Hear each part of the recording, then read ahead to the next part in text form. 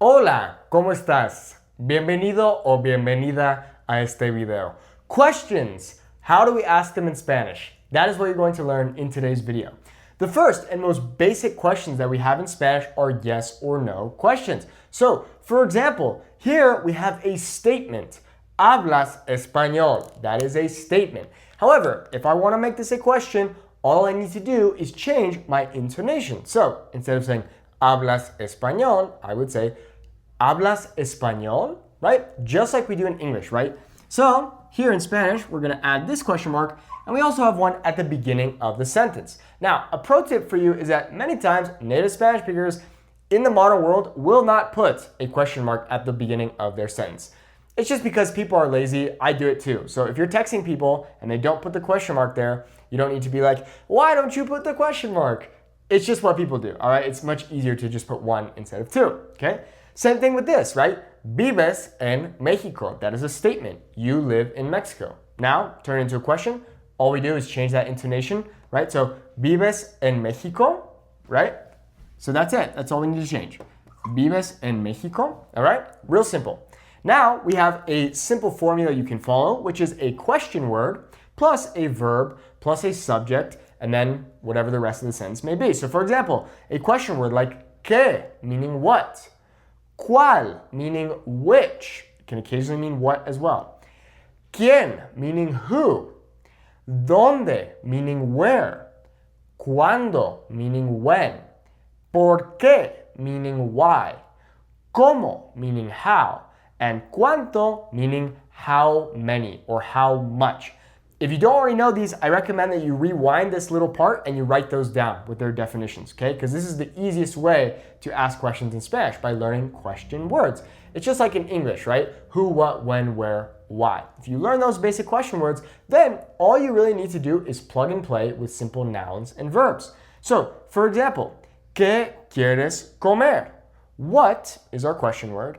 ¿Quieres is our verb, do you want, and comer is also a verb. It's the infinitive, meaning to eat. ¿Qué quieres comer? What do you want to eat? Now, if we take a look at an example with the subject, we can see in this example, ¿Quién es ella? Who is she? So here's our question word, here's our verb. This is coming from the verb ser, and ella is the subject, okay, meaning she. So who is she? ¿Quién es ella? A quick thing I'd like to point out. Notice how we have these little accents on all of these words. Technically, we actually don't need to put accents on these words when we use statements. So if I make a statement using one of these words, I don't need to put an accent, okay? So for example, mi libro está donde lo viste la última vez. That was a horrible example, but the idea here is that when I use donde in that statement, I don't need to put an accent over this O. Now, does the pronunciation change, or what's the difference? The reality is there is no change in pronunciation whatsoever. This simply lets us know in writing that this is going to be used in a question statement, okay? Next, everyday question frames. So, for example, puedes plus an infinitive verb. Remember that an infinitive verb in Spanish is simply a verb that has not been conjugated. So the verb poder, meaning to be able to, or technically to can, means is an infinitive verb, okay? To blank, right? So the verb hablar is to speak. Comer, to eat. Those are all infinitive verbs. In this case, puedes has been conjugated into the informal tú person, okay? The informal tú. So, puedes blank. And we're going to take a look at some examples down below. We also have tienes plus a noun. So, do you have whatever. I plus a noun. I meaning there is or there are. There is and there are in statements, but is there or are there in questions. They literally just get flipped when we're asking a question, okay? And then finally, ir plus a plus infinitive, okay? So we have the verb meaning to go plus a, which is a preposition meaning to, and finally, any infinitive verb. So for example, puedes ver, can you see, right? Puedes ver. Puedes ver la película, can you see the movie? Once again, we have a question word plus a verb plus a subject, right? Puedes ver la película. ¿Tienes tiempo? Do you have time? ¿Tienes tiempo, right? Tiempo is our noun. Remember, a noun is a person, place, or thing. Okay, tienes tiempo. ¿Hay libros aquí? Are there books here, right? Are there books here? Remember that I can mean there is or there are. Now, because it's a question, I'm saying are there. Okay, so they just get flipped when it's a question. ¿Hay libros aquí? And finally, ¿vas a la fiesta? Are you going to the party? So just like in our first example, if I were to say vas a la fiesta, that's just a statement. You are going to the party. But now when I say vas a la fiesta, now it's a question. Are you going to the party? And that's our simple future. Ir plus a plus infinitive. Excuse me, the informal future. Okay? Let's take a look at some more examples. We also have basic questions regarding time and daily life. So a very common question that we'll ask in Spanish is ¿Qué hora es? What time is it? Literally translating to what hour is it? ¿Qué hora es? What time is it?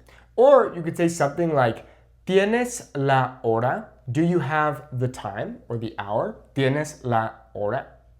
¿Cuándo llegas? When do you arrive? ¿Cuándo llegas? Once again, if I were to get rid of these question marks, ¿Cuándo llegas? Could be a statement. ¿Cuándo llegas? Blah, blah, blah. When you arrive, blah, blah, blah. Okay? ¿Cuándo llegas? ¿Dónde está el mercado? Where is the market? Or ¿dónde está el supermercado?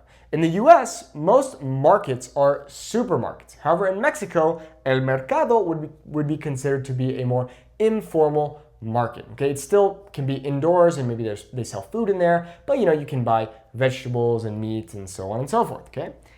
Also, ¿dónde está la biblioteca? I don't know. No one knows. It's the world's biggest mystery. ¿Dónde está la biblioteca? Don't know. And finally, conversation starters. So here are some basic ones for you. ¿Qué haces?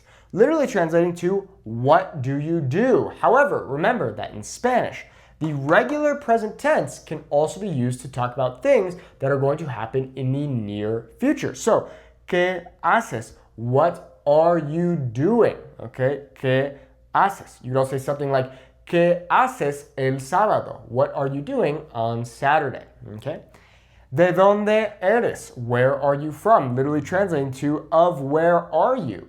¿De dónde eres? Where are you from?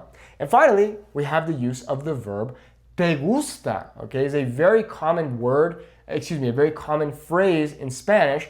And if you struggle with it, you can click the link in the video description to learn more about it inside of our academy. I also have lessons about it here on this channel. Te gusta plus a noun or a verb. So for example, te gusta la música? Do you like music? All right, that's a noun. Or te gusta bailar? Do you like to dance? Okay, that's our verb. All right. So there are some very simple patterns for you in order to ask questions in Spanish.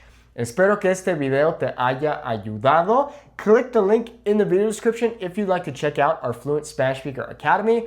Our goal is to help you have a 10-minute conversation in 90 days without feeling nervous. So check it out by clicking the link in the video description. Muchas gracias y espero que tengas buen día. Hasta luego.